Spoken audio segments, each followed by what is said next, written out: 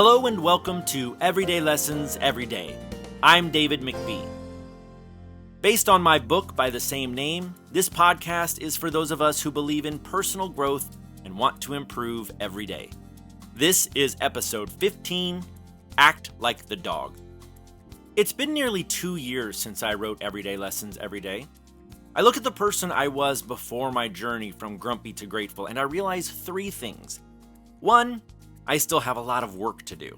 If I were gone tomorrow, I don't imagine people would comment on how patient and kind a person I was. Sure, they'd have other nice things to say, but patient and kind are the big goals, so I'm still working on those.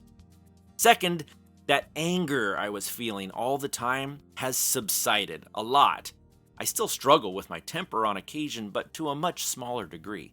Last night, Zoe spilled Kool-Aid in the living room. I make a lot of references to Kool-Aid. Maybe I should look into a sponsorship. Anyway, she hopped out of her chair, ran to the kitchen for a towel. I didn't budge. I didn't get angry. I didn't yell.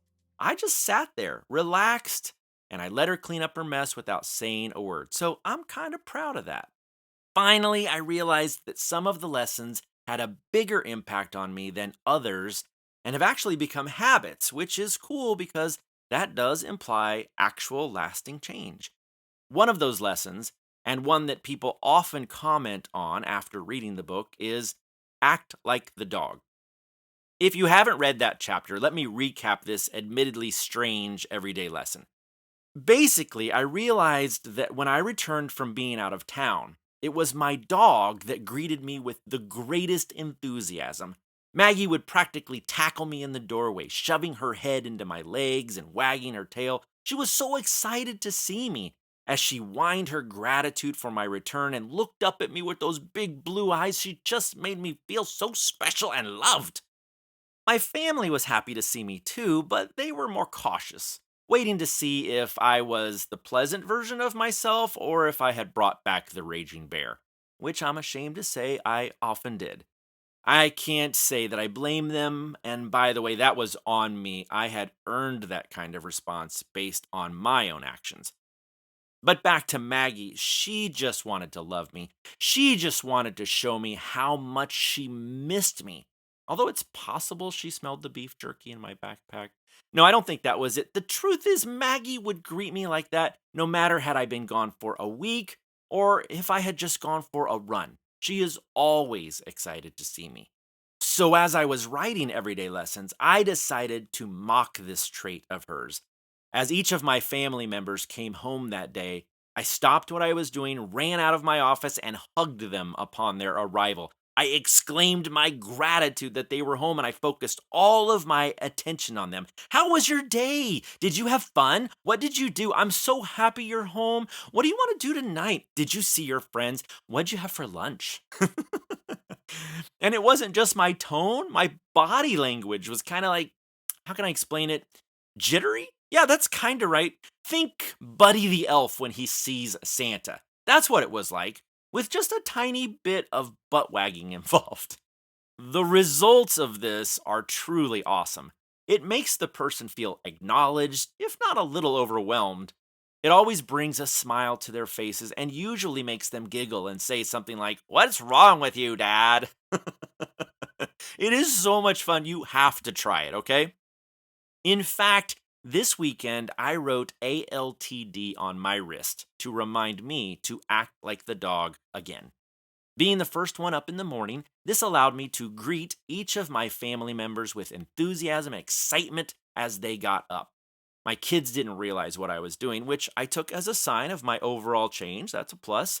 They just ate it up and enjoyed the attention. My wife, however, giggled and smiled when I jumped up on the couch next to her. She said, "You're doing your dog thing, aren't you?" Of course, this just took the lid off of the bottle and allowed me to take it to the next level. No longer trying to disguise my actions, I got all up in her space, shoved my head right into her neck until she patted me on the head. Then I licked her face in gratitude.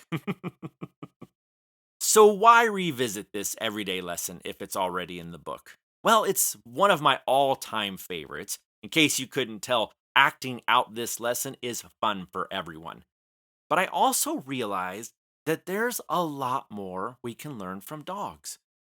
About 6 weeks ago, we got a new puppy, and so did the neighbors on both sides of me. None of us have fences, so we let all 6 of our dogs run around and play in the yard most evenings. In the mix, we've got an old black lab, my 9-year-old Australian Shepherd, 2 little Golden Doodles, a husky mix, and my new pup Luna, a mini sheepadoodle. That's fun to say, sheepadoodle. As I'm watching them play, I can't help but think about all the things that are going on in the world and how the dogs just don't care about all the differences between them. They don't see age, gender, breed, or color as any kind of differentiator. They just see another dog to play with, and that's all that matters to them. When I'm on a walk and people come up to Maggie and Luna, they don't care if those people are kids, adults, male, female, black, white, or purple. They just see a person that they want to get to know. They treat everyone the same, greeting them with kindness and love. It makes me think of one of my favorite movies. Remember the PIXAR movie Up? You know, the one with all the balloons in the house? Well, one of the main characters is a dog who has a collar that allows him to talk to humans. And one of the very first things he says is, "I have just met you and I love you." So not only can we learn to greet people with enthusiasm and make them feel special by focusing all of our attention on them, we can learn to be blind to all the things that make us different and just see them as a person. And not only that, we can learn to be kind and loving even to a total stranger who is different from us. I think those are wonderful lessons that we can learn from dogs. And so I challenge you. Get out a Sharpie and write ALTD on your wrist. Greet people with the same loving energy and fervor that dogs do. Focus all of your attention on them. Maybe don't lick their face, but do try to make them feel special.